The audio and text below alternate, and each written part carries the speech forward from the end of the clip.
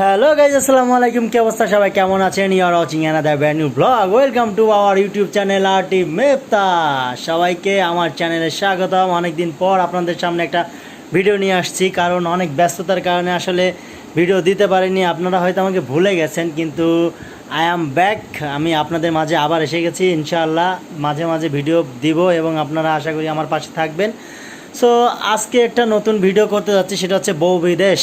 কারণ হচ্ছে আমার বউ মাঝে মাঝে আমার এখানে থাকে, ম্যাক্সিমাম টাইমে বাসায়, নাহলে শ্বশুরবাড়ি, নাহলে মানে কোনো না কোনো প্রয়োজনে, কারো প্রয়োজনে সাড়া দিয়ে সে সেখানে চলে যায়। তো সে তার প্রয়োজনে তাকে নিয়ে গেছে, সে চলে গেছে। আমি এখন একা, বউ বিদেশ। রাতে লাগছে ক্ষুধা, কি করব, বাইরে থেকে খেয়ে আসছি, কিন্তু আবার ক্ষুধা লাগছে, এখন খাইতে হবে। তো ভাবছি যে ব্যাচেলার লাইফ যেমন মানুষ খায়, তো ডাল রান্না করা ছিল, ডাল খাবো। এখন একটা ডিম ভাজবো। তো চলুন আপনাদেরকে দেখাই ডিম ভাজে কীভাবে ডিমটা ভাজি আমি ভেজে, এবং খাইতে হবে ভাই, ক্ষুধা লাগছে, কিছু তো করার নাই। ডিমটা ভাজবো এখন।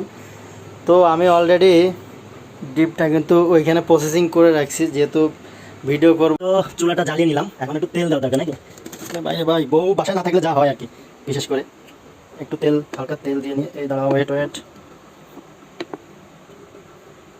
হালকা তেল দিয়ে দিলাম। সো যারা ডিম ভাজি এবং ডাল পছন্দ করেন তারা আমার বাসায় আসতে পারেন খাওয়ার জন্য, আপনাদের জন্য দাওয়াত থাকলো, চলে আসবেন। এবং এই যে আমি এখানে, এই যে আমার ডিম, আমি ডিমটা আগে থেকেই প্রসেসিং করে রেখেছিলাম। ভাই পুড়ে যাচ্ছে রে ভাই, একটু লবণ দিয়ে নিই, যেহেতু আমি একটু লবণ খাই। সো লবণটা দিয়ে নিলাম। এখন হচ্ছে ডিমটাকে ঘুটাই কি রাখি কিছুই বুঝতে পারতেছি না। ডিমটাকে একটু ভালো করে ঘুটাই। আমি শুনেছি ডিমটাকে মানে যত বেশি মাখানো হবে, ঘোলানো হবে, তত নাকি এর স্বাদ। জানি না ভাই, এটা সবাই বলে, এই জন্য আমি একটু বেশি বেশি করে এটা মাখাই নিলাম, ঘোলাই নিলাম। দেখা যাক। আর এদিকে তেল কিন্তু, এই যে তেল কিন্তু একদম দাও দাও করে জ্বলতেছে। এখন ডিমটাকে ভিতরে দিয়ে দিলাম, বিসমিল্লাহ। এই ইয়েস, ওরে ভাই দেখেন, কাঁচামরিচ নাই ভাই, বাসায় কাঁচামরিচ নাই। এক গাদা আপনার শুকনা মরিচ দিয়ে দিছি ওর ভিতরে, জানি না কী হবে খায়া। কালকে সকালে বোঝা যাবে যে অবস্থা কি টাইট নাকি ঠিক আছে। যাই হোক, এখন ভাই যতটুকু একা পারি ওইভাবেই আমি চেষ্টা করতেছি। আগুন জ্বলতেছে ভাই, আমার ডিম তো পুড়ে মনে হয় লাল হয়ে গেল। একটু পাওয়ারটা কমাই দিই, পাওয়ারটা এই কমাই দিলাম। আমি ভাই এই পানার মধ্যে এতটুকুই পারি, একটু ডিম ভাজি আর ভাত রান্না করতে পারি। ওই যে মাঝে মাঝে লবণ দিতে ভুলে যায় ভাতে, এই আর কি। এখন ডিমটা কি করবো, ঢেকে দেবো কি দিয়ে? হ্যাঁ, এটা দিয়ে ঢেকে দিই। এখন দিলাম ডিমটা ঢেকে, দেখা যাক কি হয়। হচ্ছে, ডিমটা ঢেকে দিছি এবং ডিম হচ্ছে। একটু করে আবার উল্টাই দিতে হবে এটা, নাহলে তো আবার দেখা যায় বেশি সিদ্ধ হয়ে যাবে, মানে ভাজা হয়ে যাবে। ভাজা হয়ে গেলে তো বিপদ। আরে ভাই আমার এটা পুড়ছে, আরে শিট, আমি ভুলে এটা দিয়ে দিছি ডাইকা।